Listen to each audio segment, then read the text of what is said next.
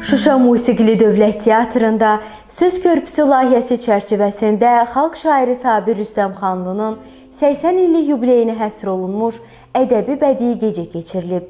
Tədbir Sabir Rüstəmxanlının ömür yoluna həsr olunmuş qısa video tanıtımla başlayıb. Daha sonra rejissor, bədii qiraət ustası Kamran Yunis, xalq artisti Eldos Bayram, aktrisa Zemfira Əbdülsəmədova, əməkdar artist Nazir Rüstəmov şairin şeirlərini səsləndiriblər. Yazıçılar Birliyinin katibi Rəşad Məcid, Klassik Xalq Cəbhəsi Partiyasının sədri Mir Mahmud Mirəlioğlu və millət vəkili Tənzilə Rüstəmxanlı çıxış edərək xalq şairini təbrik ediblər.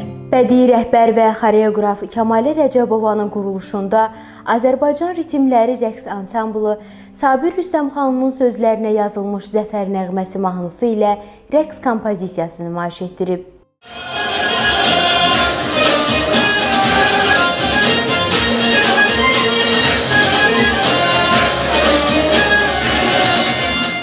Tədbirdə Sabir Rüstəmxanlının Səni vətənə bənzədirəm şeirinə İlhamə Adilqızının bəstələdiyi mahnı Aynur İskəndərli tərəfindən ilk dəfə səsləndirilib.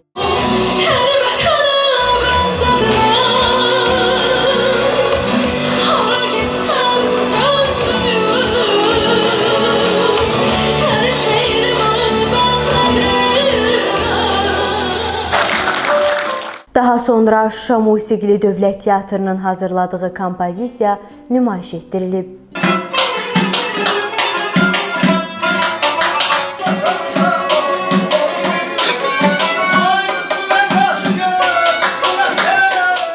Humay Azad qızının pianoda müşayiəti ilə Müşfiqə Bayləddin qızının ifasında şairin şeirləri xüsusi maraqla dinlənilib.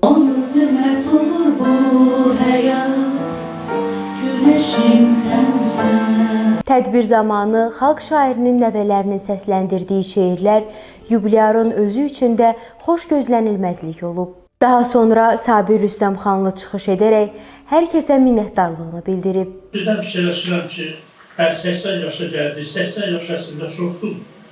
Belə, şair üçün kifayət qədər böyük yaşdır. Amma bir şəkildə 80 yaşı ilə ədəbiyyata sərf edir, yazası artıq. Kitabların çap olunan, kitabları səni dolandıra bilən, kitablardan vaxtıcan olduğu kimi qərar alasan və s. və s. Amma mən indi fikirləşirəm, mən bu 80 yazıcı kimi, şair kimi yaşamamışım.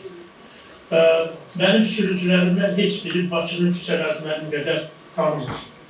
Heç biri. Çünki Bakının hər tərəfində mən kiliyə yaşamışım. Elə bir yer yoxdur ki, onun o köhnə küçələrdə kiliyələr yaşamamış olur. Sonra belə hansı tərəfi desəniz. Sonra birinci kursdan başladıq işləməyə, mən getdim Azər kitabının kazasında fəhlə işlədim, Gruzçik.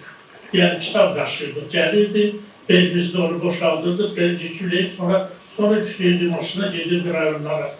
Mən fikirləşirdim ki, nə yaxşı ki, onların biri də yardımıya gedir, mən yıldığım kitablar. Görəsə bunlar bilirlər ki, onları yetişdirdiyi bir oğlan gəlib burada kitab daşı, fəhlər verir. Sonra 4-cü kursda təsadüfən öyle oldu ki, amma tarih elə gətirdi ki, mən deməli 91-ci ildə o fəhlə işlədiyim deməli anların da tabi olduğu mətbuat komitəsinə sədr seçildi. Və ilk getdiyim yer o andan oldu. Görür mənim köhnə iş yoldaşlarımın qalanı var yoxsa. Sonra mənim gecə qala olsun, bu tip təsəhiyyə nazirliyini. Elə həmin gün ki, mən gecə növbəyə gedəcəkdim, həmin gün mənim əmrim verildi. Ədəbiyyat və İncəsənət qəzetində kiçik ədəbi işçi götürdülər. 10 il ədəbiyyat qəzeti, 10 il yazıçı nəşriyyatı. Ondan sonra Azərbaycanın birinci müstəqil qəzeti, Azərbaycan qəzeti. Onunla da başladı ayrı bir mübarizə. Ayrı bir mübarizə, yəni bir yandan publisist yazılar, qəzetin hər nömrəsində bir şey yazmağa çalışırsan ki, qərarar alasan, qərarar almasan da ona bilmirsən. Və ona görə radyoya, televiziya, qəzetlərə, hər yerə bacardıqca çox yazılır ki, ayın axırda qərarlarımız gəlsin və təminatımız olsun yaşamaq. Belə, amma qəribədir ki, heç vaxt bir sıkıntı hiss eləmir. İçimdə heç vaxt bir sıkıntı olmadı ki, niyə bu həyat yolu bu qədər ağırdır. Universitetin 75 nəfərlik bloklar zaten patokla girəndə olan ham bir yerdeydi. Onda belə baxdım bunlara, hamısı belə məndən səliqəli, geyirli, keçirli uşaqlardır. Ürəyimdə fikirləşdim ki, yardımın hava kəndindən gələn kasıb olan. Sən yarım ildən sonra göstərəcəksən ki, bunların hamısından ağıllısan, hamısından yaxşı oxuyacaqsan. Mən bilmirəm, mən yaxşı oxudum ya, amma hər halda şəklim şərəf lövhəsi yarım ildən sonra. Bakıya qaldığım evlərdən də biri elə Seyranla eyni həyətdəydik. Həyətdə boyu saxlayırdılar, belə bir iki fermada yaşayırdı. O belə çətin günlərdir. Fermadan çıxıb gəlmişdik. Bu yolları keçmişik. Sonra gəlib Azərbaycan bu başlayanda, Qarabağda erməni iddiaları başlayanda mən çayxana deyildim yoldaşlarına. Dedim ki, çay əlindəki skaçanı qoydum belə. Dedim ki, mən bu gündən kəfəlini geydim boğazıma və gedirəm meydana.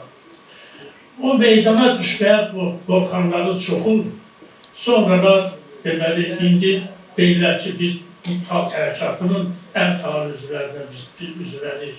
Biz bu mübarizədə iştirak eləmişik. Mübarizə müstəqillik böyüdür, onun şərtləri olsun, nə qədər olsun, amma orada zəhmət çəkənlərin haqqı gəlib qurudulmasın. Burada bir Mahmud bəy danışdı, o üstündən neçə il keçir, üstündən azıqa 40 il keçir. Elə adamlar var ki, yəni bu 40 ildə zərdə qədər mövqeylərini dəyişmədilər. Mənim Milli Məclisdə 2000 səhifəyə yaxın çıxışım var. Stenoqramları götürmüşəm, 2000 səhifə. Onun qısa adları çıxar, tarixləri çıxardıqsa belə təxminən gelir 1000 səhifəli çıxış. Bu 1000 səhifədə bir kəlmə, dövlətlər, hakimiyyətlər dəyişir, çox şeylər dəyişir. Bir kəlmə bu millətin ziyanına olan bir şey deməmişim. İndi o vaxt deyirlər, o vaxt meydan yaşanı, meydan heç kimi eşitmirdi. Xəlqizlanı eşidirdi, Bəxtiyarı eşidirdi, Bəni eşidirdi, Bədətli elçiləri eşidirdi. Siyasətçi yoxdur. Çıxan yazıçılardır, ortaya çıxan. Və amma sonra biraz keçəndən sonra dedilər, bu yazıçıların siyasətdə nə işi var? Yazıçılar gedib yazıları ilə məşğul olsunlar. Amma həyat göstərir ki, yazıçının siyasəti millətə zərər verir, milləti birləşdirir, əlbəy edir, milləti bir yola gətirir. Mən o mənada siyasət meydanında da heç bir nədən sıxıntı olmadı, həmişə sözümü açıq dedim və bundan sonra da deyəcəm. Bunlar bir həyətlik dincliyi uzaq tutanlar Tanrı cənnətindən, xəbərsizlər iştahının qurbanı cənnət məmləkətindən, icazəli canavar, qalstuklu qoyunlar, mənim ruhumu durmaz. Mənim ruhumu bilməz, yaşılkən kötüklənən, 100 yana yıxılmaqdan içləri içliklənən, haram pul, haram tikə, haram lüftədən gələn, çörəyindən suyla hər şey lüftədən gələn, nə qədər yetişsə kal, düşüncəsi, inamı, dili, fikri də idxal, qorxan, şimşək çaxanda, reysan yavanda qorxan, qaranlıq yuvalardan üzə çıxanda qorxan, torpağın sevicinə atları bağlanmayan, bir çiçəyin mehrinə sıxılıb ağlamayan məni anlamaz əsla.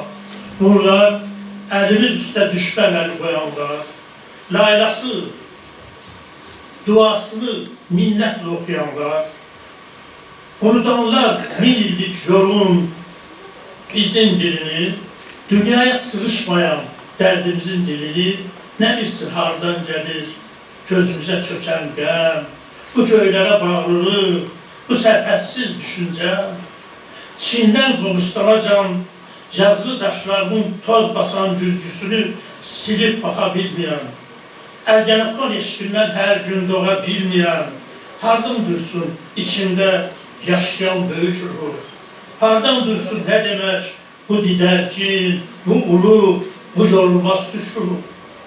Onlara deyən varmı Altaydan Balkanlara, Tanrıdan Savalana uzanan tarix yolu, qopuz simləri kimi hələ kökdən düşməyir. Biz göylərdən gəlsək də, Yollar göydən düşməyib. Yolu mən ağlatmışam, yollar göydən düşməyib. Paramparça, bölünmüş, yürüşdən yorğun, əzik, ancaq haqqa hamilə, yenə tarix yolunun bələdçisi. Bu bizik. Bu bizik, mənəm, sənsən.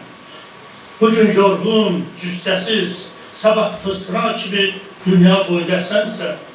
Bunlar, bu etnomüştəriklər, bu retrokomünistlər, demokrat, islahatçı, qrabalçı faşistlər və onların qulları, Azərbaycan soyadı hədiyyə çocukları məni duyanmaz əsla. Duymaz damarlarımda dolaşan qaynar qanı, Tanrıyacan yol çəkən bu əbədi sevda.